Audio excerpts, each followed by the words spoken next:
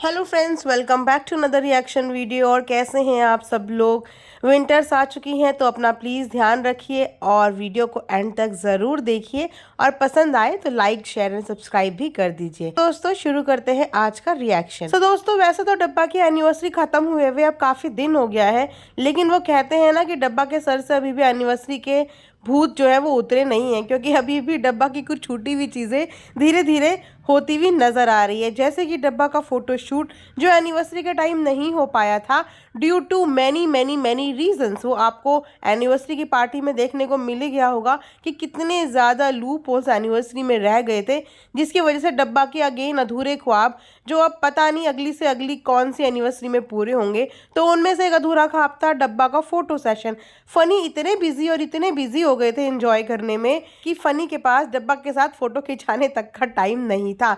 और आपने देखा ही कि डब्बा की एनिवर्सरी के सारे गेस्ट रेडी हो गए थे और डब्बा उस समय भी घर के कपड़ों में सड़कों पे घूम रही थी, तो समझ ही जाओ कि डब्बा के पास फोटो सेशन के लिए टाइम ही कहा था। तो इसीलिए फोटो को दोबारा क्लिक करवाने के लिए वापस से डब्बा ने वही ड्रेस पहनी, अपनी एनिवर्सरी वाली, फनी को पहनाई और फिर स्पेशल फोटो शूट के लिए वो लोग अलग से गए।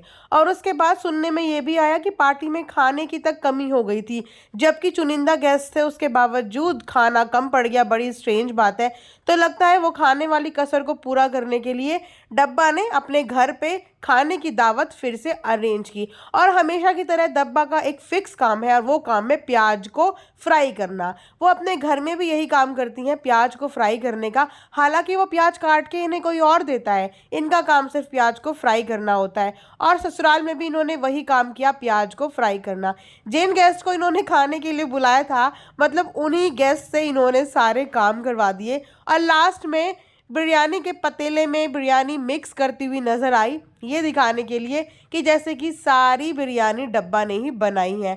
वैसे डब्बा बिरयानी बना सकती है, लेकिन ससुराल में नहीं बना सकती। ससुराल में डब्बे को कुछ काम नहीं आता है सिवाय प्याज फ्राई करने के, या सिवाय कुछ छोटा मोटा चॉप करने के, या अपनी स्पेशल चाय बनाने के। लेकिन मायके में डब्बा सब कुछ कर सकती है। और ससुराल में जितने भी गेस्ट उनके आए थे बेचारे, सब के सब किचन में काम में लगे हुए थे।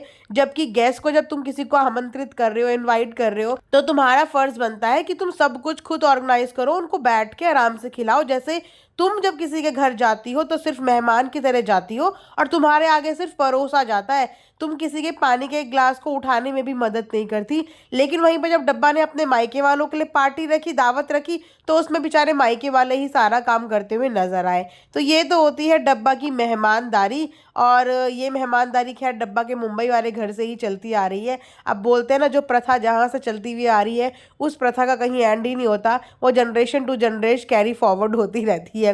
तो वहाँ पे इनकी अम्मी यही करती थी कि बस बैठ के बाकी मेहमान बना के उन्हें खिलाते थे। यहाँ पर डब्बा वही करती है कि बस किचन में हाथ लगा दे और हो गया जी मेरा सारा काम। अच्छा दोस्तों, आजकल आप एक चीज़ नोटिस नहीं कर रहे हो, फूफी दादी को डब्बा कुछ ज़्यादा ही याद कर रही है। डब्बा क्या अपनी इमेज क्लियर करने की कोशिश कर रही है या अपने घर वालों की इमेज क्लियर करने की कोशिश कर रही है?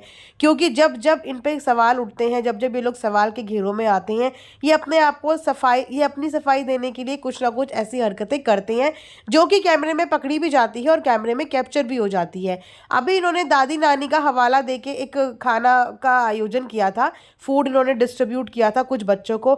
हमेशा ये लोग व्लॉग के लिए और कंटेंट के लिए ही ये काम करते हैं, जबकि जब ऐसा काम किया जाता है तो उसका या तो वीडियो नहीं बनाया जाता, और अगर वीडियो बनाना ही है तो डेली बेसिस पे करो। तुम इतना अफोर्ड कर सकते हो कि तुम हफ्ते में एक बार कराओ, क्योंकि एज प्रॉमिस डब्बा की ही ये जुबान थे कि हम हफ्ते में एक बार कराया करेंगे। पर अब तो मुझे ऐसा नहीं लगता कि हफ्ते में एक बार होता है, मुझे लगता है कि कंटेंट की कमी की वजह से तो हो जाता है। ऊपर से हवाला दिया गया दादी और नानी का, यानी कि जो बुजुर्ग हमारे को छोड़ के चले गए हैं उनकी याद में।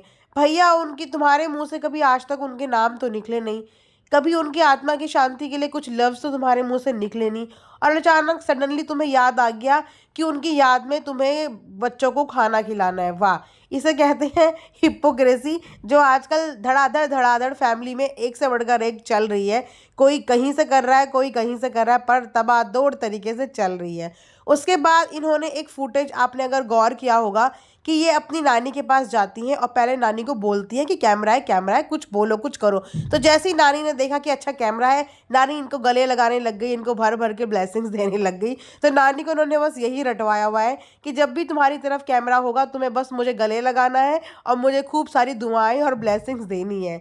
तो उसके अलावा नानी बेचारी को भी नहीं पता था कि मुझे डायलॉग में क्या बोलना है। तो ये कैमरे में वो शायद एडिट करना भूल गई, क्योंकि उन्होंने नानी को एकदम उंगली दे के बोला कि देखो कैमरा है, तो नानी तुरंत लग गई, अपनी एक्टिंग पे जुट गई। तो ये चल रही है डब्बा के यहाँ आजकल फुल ऑन एक्टिंग। मुंबई में भाई भाभी की एक्टिंग, मौधा में डब्बा की एक्टिंग। और एक और चीज़ एनिवर्सरी में बड़ी ऑकवर्ड थी, जो मेरे सब्सक्राइबर ने भी मुझे बताई थी कि मैडम आपने ये पॉइंट देखा, तो मैंने बिल्कुल वो पॉइंट देखा कि एनिवर्सरी में बेचारी डब्बा की जो इन्होंने चक्की बनाई हुई थी ना, नाम के लिए इतने सारे लोग इनके परिवार के थे, लेकिन जहाँ पे कंट्रीब्यूशन देना होता है वहाँ पे सब अपने अपने फैशन और अपने अपने कपड़ों में लगे हुए थे। बात तो जिसकी एनिवर्सरी है उसी से खर्चा करा रहे हैं। क्या ये लोग अपने खुद के ड्रेस अफोर्ड नहीं कर सकते? यह ड्रेस तो यही लोग खरीदते हैं, लेकिन डब्बा अपने नाम की पर्चे छपवा देती है जस्ट टू शो कि देखो मैं अपने रिलेटिव्स के लिए और अपनों के लिए कितना करती हूँ।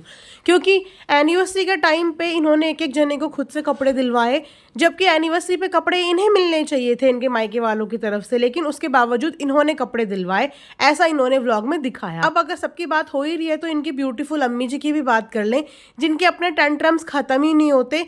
जिस उम्र में वो है, इस उम्र में उन्हें अब पहले तो अपने हस्बैंड की सेवा करनी चाहिए, जो वो बिल्कुल मंजूर नहीं है उन्हें करना। उसके बाद चलो फैशन के अपने शौक होते हैं, इंसान जवानी में बच्चों की पढ़ाई की वजह से, सर्कमस्टांसेस की वजह से अपनी चीज़ें पूरी नहीं कर सकता, तो वो इस एज में कर रहा है। चलो इस चीज़ को भी हम समझते हैं कि उस समय इनके पास नहीं था, आज ऊपर वाले का दिया हुआ सब कुछ है, तो अपनी मम्मी को ये लोग पूरे फैशन करवाते हैं, सब कुछ करते हैं। लेकिन इनकी अम्मी को यहाँ पे समझना चाहिए कि मेरी बेटी की एनिवर्सरी है, बेटी तैयार भी नहीं हुई है, ऐसे ही अरेंजमेंट्स में लगी है, यहाँ से वहाँ घूम रही है, वहाँ पे अम्मी ऑर्डर करती है, वहाँ पे अम्मी की डिमांड्स खत्म नहीं होती। अम्मी को सब कुछ मैचिंग चाहिए, मतलब सर से लेकर पाँव तक एवरीथिंग उनको मैचिंग चाहिए। तो इस बार तो डब्बा भी झल्ला गई कि भैया हद है, इनको अब चप्पल भी मैचिंग चाहिए। समझ में नहीं आता कि चप्पलों की इनके घर में पूरी दुकान लगी हुई थी, जो कि न्यू चप्पलें थी, इन लोगों ने यूज़ तक नहीं की थी, उन्होंने खुद अपने व्लॉग में दिखाया था। तो जो चीज़ें इनके पास पड़ी हैं वो चीज़ें इन्हें इस्तेमाल नहीं करनी, लेकिन इन्हें नई नई नई चीज़ें खरीदती रहनी है। तभी बोलते हैं कि चीज़ें उतनी करो जितनी आगे तक सस्टेन कर पाओ। धीरे धीरे डब्बा के ऊपर जैसे डबल जिम्मेदारियां तो आ ही चुकी हैं अब मायके और ससुराल दोनों की, उस पर डब्बा का झलाना भी बनता है, क्योंकि ऐसे ही अगर घर वालों की डिमांड्स ख़त्म नहीं हुई तो एक ना एक दिन डब्बा मुंबई से मौदा ही परमानेंटली शिफ्ट हो जाएंगी। तो ये था मेरा आज का एक रिएक्शन। आई होप आप लोगों को पसंद आया होगा। लाइक शेयर एंड सब्सक्राइब ज़रूर करें, एंड अपना वक्त देने के लिए बहुत बहुत शुक्रिया। Thanks for watching earth mom Dehradun.